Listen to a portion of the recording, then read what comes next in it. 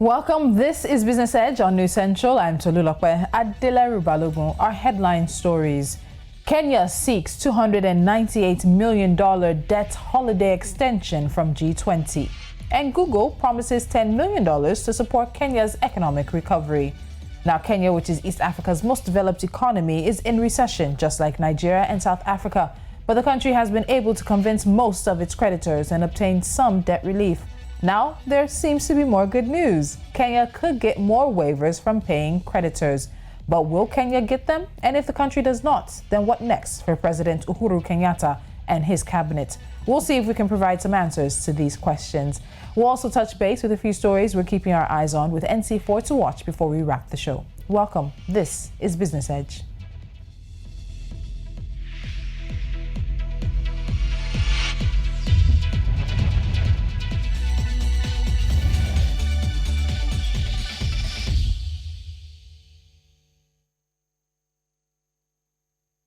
Now, Kenya may receive additional debt relief from the Paris Club of International Creditors to help ease its COVID-19 related financial distress.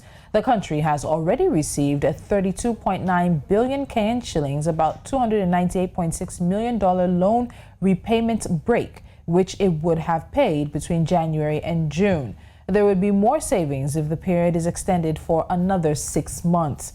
The Central Bank of Kenya Governor Patrick Njoroge said an announcement extending the debt service waivers may come in April.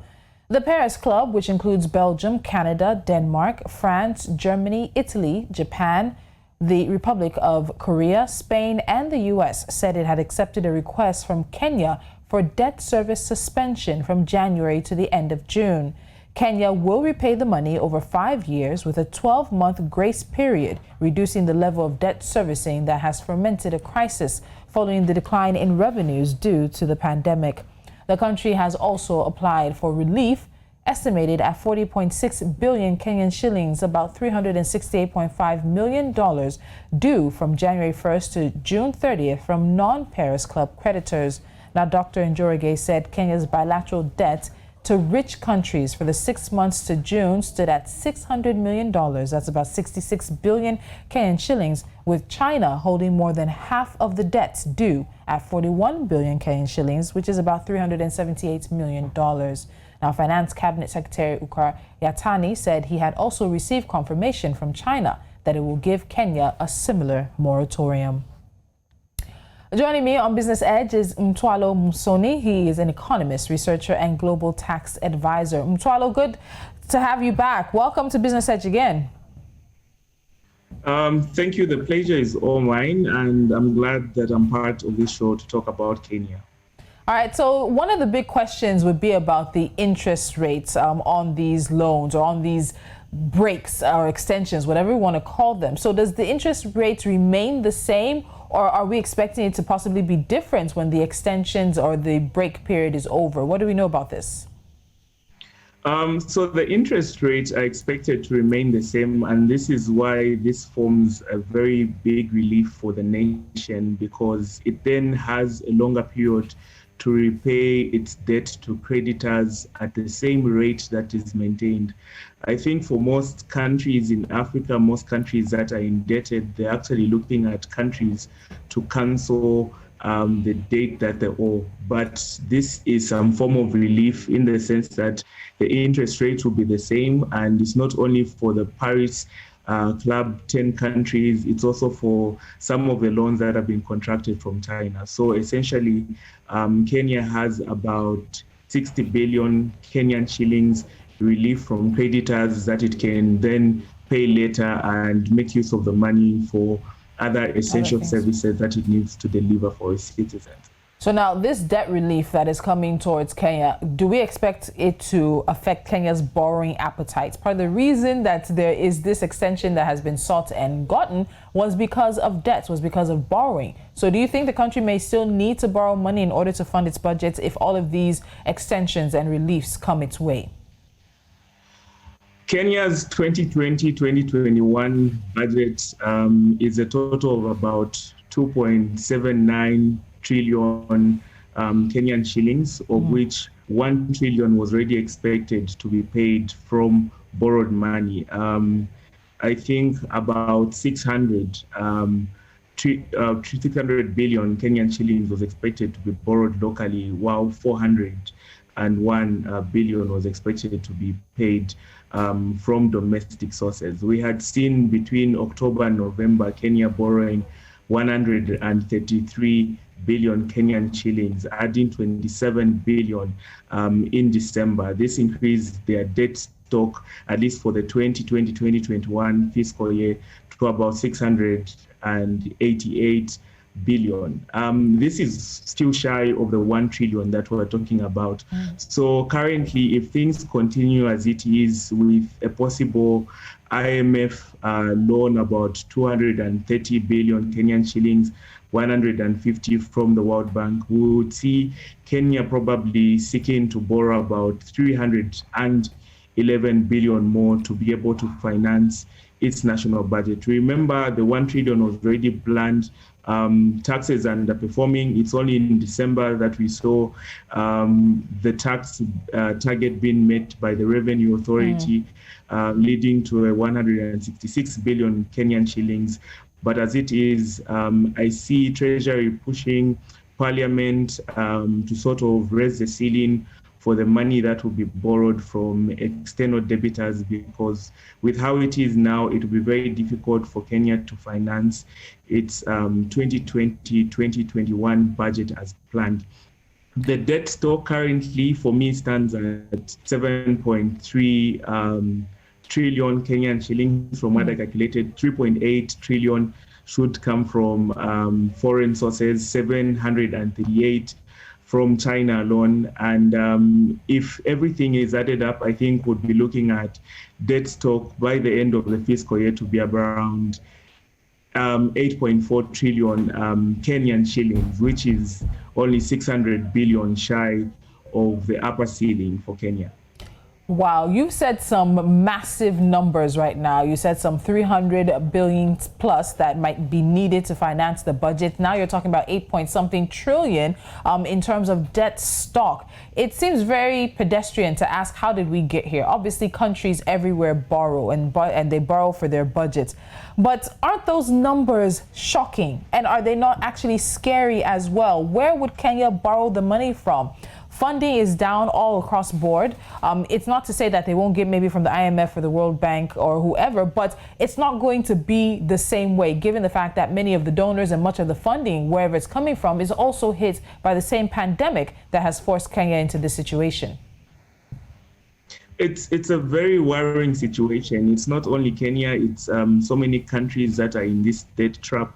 There's lots of call from international organizations, local organizations calling for debt relief.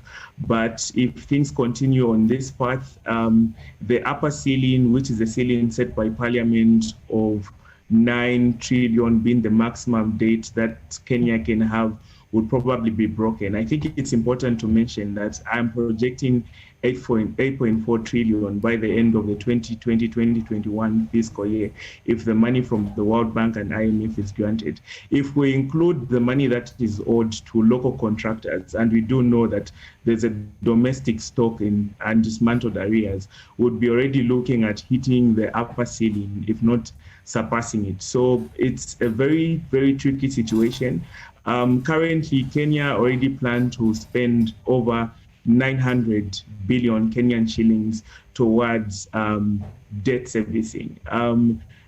Between October and November, I mentioned they had borrowed about 133 billion, of which about over 108 was from foreign sources. Most of these resources already went to servicing debt. So currently, Kenya is just spending under 50% of its resources, of its borrowed money, of its domestic financing towards debt servicing. This is very unsustainable, and of course, it makes it very difficult to finance healthcare, public services, and to finance the famous Big Four that Kenya has been working towards. Wow. It's very difficult to finance this Big Four.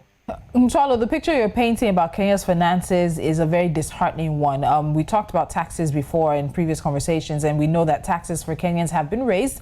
Tax breaks have also been stopped. Those were the breaks that came in during the lockdown. We've seen that the bonds also have been undersubscribed. And I think you already answered this next question, which would be, can Kenya actually manage her affairs with available funds? But with the picture you've painted, I think we're going to move on because it's a very disheartening, very, very dire situation. And the answer speaks for itself. So now let's talk about the governor of the Central Bank of Kenya, who said that we should add that the G20 has committed to considering an extension of the debt service suspension initiative beyond June 2021. They will consider this in April in the context of the IMF World Bank spring meetings. Now, the debt suspension is not certain. What's the picture? Paint a picture for us of what you think will happen if that debt suspension is not granted. If the debt suspension is not granted, we'll obviously see Treasury pushing Parliament to have a mini meeting where they would meet to see if the country can borrow over the 401 billion that it had projected to borrow to finance the 2020-2021 fiscal year. Everyone is hoping for the G20 to come through to suspend some of the payments on debt because it will provide some relief. There's already a 60 billion relief that I had mentioned from China, from the Paris Club.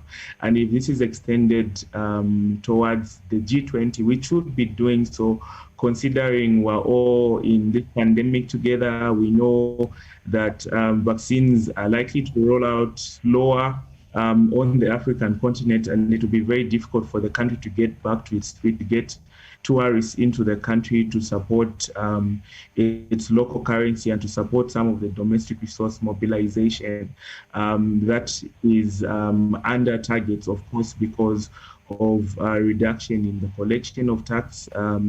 There's been a reduction in economic activity, not to mention that the country also took progressive steps to reduce VAT because of the pandemic and to see how it would revise some of the thresholds for personal income tax, looking at the increasing lower threshold and seeing how it can tax the high income earners more. So we're only hopeful for the G20 to also come through for this suspension, as it would put an ease on resources that the country has, and we'll probably see a decline in the appetite to borrow. It's a very difficult time to be.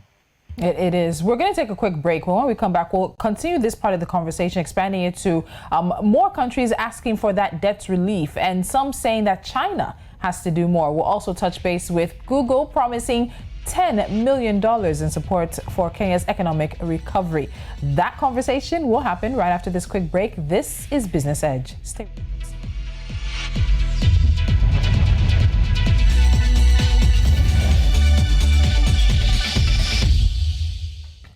You're watching Business Edge right here on News Central. My guest is still with me, economist, researcher, and global tax advisor, Mtwalo Msoni, who's joining us on the show today. So we've been looking at Kenya's situation concerning their seeking of debt relief or debt suspension, but the conversation is wider than that. Mtwalo, let me just give you this, and this was from 2020. We haven't gotten the numbers yet for 2021. Now, Africa's debt to China as of 2020 stood at $145 billion. So that's about $8 billion being required in payments. That was for 2020, but then we know how that year turned out and everything. And we had Ghana's finance minister saying that China had to do more to ease the debt burden of African countries facing economic calamity from the coronavirus. What do you think about this situation where it seems African countries are looking to China, the person they've borrowed the most amount of money from, to be the one who finds a way to ease their debt burden, who does more for them in this time? I think this has more to do with sort of interest that was being negotiated on some of this debt that's borrowed from China. For most countries, this debt is bilaterally agreed upon, and what we hear, because of the transparency and accountability in Chinese debt, is that it might have been negotiated at higher interest rates, and in some cases, it takes a form of barter agreements where the Chinese loaner comes and says, I'll build a road for you, I'll build this railway for you, and we'll value it at this much. This is how much you owe us. So I think, like rightly put, China has got a big role of helping Africa out of the current economic crisis, the current debt crisis it has been. It will have to do with lots of potential restructuring of the debt, renegotiating some of the interest payments that are on the debt that's already accumulated, and to some extent also suspending some of the debt payments for the short term. The pandemic is affecting everyone, more so countries that receive the vaccine late because they'll have economic activity slowed for a longer period. So I think it's very essential for countries to go ahead and try to renegotiate the terms and conditions of the debt that was from China. The pandemic was not foreseen when the debt was being borrowed. So I think it's only right for countries to sit down with their lender and see if they can negotiate some of the terms, rates, and probably see if they can pay later on during the terms that will probably for the state. So what do you think of those who've been calling for an outright cancellation? Because also when many people saw how economies were taking a hit, particularly on the continent, you had the world's biggest lenders coming together to put together a package for about 25 African countries. And that included the World Bank, the International Monetary Fund, and the G20, the African Development Bank, and all of the Paris Club lenders. But at a point, only 4 African countries were actually even interested in this deal. And then there were those who were saying it should just be outright cancellation of the debts. What do you think about outright cancellation? Is it realistic? Outright cancellation is very difficult, and it mainly depends on where the debt was brought. To some extent, bilateral debt is sort of difficult for outright cancellation, and it's a dashboard from entities like the IMF, Africa Development Bank. But I'm also one of those who are calling for outright cancellation because of the pandemic. I think countries will be digging themselves deeper if the trend continues of little resources being generated locally and an increased debt stock where you have to pay to service the debt. So outright cancellation where possible should come through, and I think African countries should look at probably looking to negotiate outright cancellation. If this is not possible, at least negotiate for extension for payments of some of these debts. The pandemic is everywhere, it affected everyone. It's very difficult to generate revenues to finance debt during these times. And I think it's only right that 2 parties sit together and see how best the debt can be serviced, or if possible, cancelled to provide relief to citizens of this nation who need services that governments would not be able to provide if they have to continue satisfying the debt obligation. The debt. Very true. All right, let's take another look at a different aspect of Kenya's possible economic recovery, and that involves tech giant Google, which has committed $10 million, about 1.1 billion Kenyan shillings, to support the economic recovery of the country. Now, the CEO of Google and Alphabet, Sundar Pichai, said that the money will go towards loans for small businesses, support for tech startups, and grants for underserved communities. He also said the company will do more in the future to help more people and businesses in Kenya and across the continent. So of the 10 million, about 2 million will go towards local nonprofits via google.org to help communities recover from the pandemic. 3 million will be given as loans to small businesses to help entrepreneurs get through the hardships created by COVID-19, while 5 million will be used to support Kenyan tech startups. So Mtwalo, 20 Kenyan technology-enabled companies have actually graduated from the Google for Startups Accelerator programs. And this is the place where entrepreneurs receive access to mentors, products, and even best practices. And then there's another program where more than 2,000 teachers, educators, and guardians were trained on remote teaching and learning, as well as online safety. So the question here is, as we look at what Google is offering, has there been any indication in terms of more spreading out of the funds particularly? So we're seeing some bits and pieces of how the money is going to be used, but what else can we expect? I think Google's main interest is to spend $5 million supporting the startups that are looking at using Google itself as a platform, using technology as a platform, and trying to bridge the gap in terms of the use of internet services and technology. Kenya is a very strategic hub, seeing that it's the fastest growing nation in Africa for fintech. It's amongst one of the African nations with the highest digital penetration, standing at 30%. 20% is more like the threshold for a country to be able to contribute significantly to its economic growth from fintech.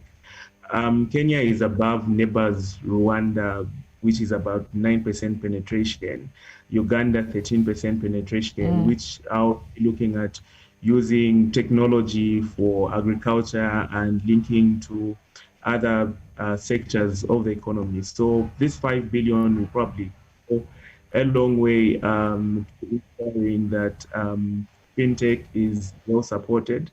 3 billion has been set aside for the SME sector, which is also quite strategic for COVID recovery. 98% of businesses in Kenya belong to the SME sector. The SME sector contributes about 6.7 to 8% of the gross domestic product and contributes about 30% to employment. 250,000 jobs are expected to be created from the SME sector, and digitalization, digital platforms plays a very big role. So I think it's very strategic for Google to support Kenya from this. And of course, Google makes money out of adverts, out of the increased number of users, generates value from the users of these platforms. So it's also a very good business strategy, and it's very strategic for Google to help out Kenya throughout this. Small and medium scale businesses contribute to Kenya's economy and how many people they employ. We know that so far Google has worked with more than 300,000 small and medium enterprises to digitize their businesses and also provide them online presence by helping to build websites and profiles. But we also know that most SMEs fall under the informal sector, and by extension, the term informal refers to people in self-employment or at the small scale. Outside help is fantastic, but we also know Kenya has some funding and financial problems right now. What responsibility does Kenya's government have to its SMEs? Because all of this can only work after Google puts in the money, if there's some kind of sustainability, there's some kind of consistency that comes apart from the money that Google is putting into SMEs and into businesses in Kenya. So what is the government's role? The insistence of the 2020-2021 budget for Kenya was on supporting SMEs, being the leading businesses in the country, leading employment creators, 98% of the business in the country, to be able to survive through the pandemic and to be able to maintain the business. Lots of money has been allocated towards SMEs. We're hoping for this trend to continue throughout 2021 and 2022. It's a strategic sector that is also helping to support the big four in terms of the manufacturing sector and employment creation. All right. 250,000 jobs projected to be created from SME sector is not a joke, and this is why government has continued to say we're going to put in more resources in supporting SMEs. We're going to make credit a little bit easier cheaper. To get. All right. Okay, yeah. Mtwalo, I apologize. Time is not with us. Thank you very much, Mtwalo Msoni, economist, researcher, and global tax advisor, for joining me on Business Edge. Thank you. All right. We'll wrap up the show very quickly with NC4 to watch. And our first one is in Kenya, where the Central Bank of Kenya raised close to 16 million Kenya shillings out of the 24 billion Kenya shillings worth of treasury bills offered at the weekly auction. And this was undersubscribed at about 66%. Moving on, despite the impact of the pandemic on global economies, Ghana has recorded a trade surplus of $2.015 billion in 2020, according to data from the Bank of Ghana. This was equivalent to about 3% of the country's gross domestic product. Number 3 on our list, according to the Moroccan Association of the Textile and Clothing Industry, the COVID-19 health crisis worsened the Moroccan textile industry and has drawn attention to its vulnerability compared to other foreign competitors. And finally, number 4. The international payment platform Visa is planning to add cryptocurrencies to its payment networks. The CEO, Alfred Kelly, says the company's strategy is to work with e-wallets and exchanges to allow cryptocurrency purchases and cash outs. And that's it on this edition of Business Edge. Don't forget to follow us on social media. We are at News Central TV. Head to our website, www.newscentral.africa for more. And of course, download our mobile app. Until next time, I'm Tolu Balogun. Do have a good day.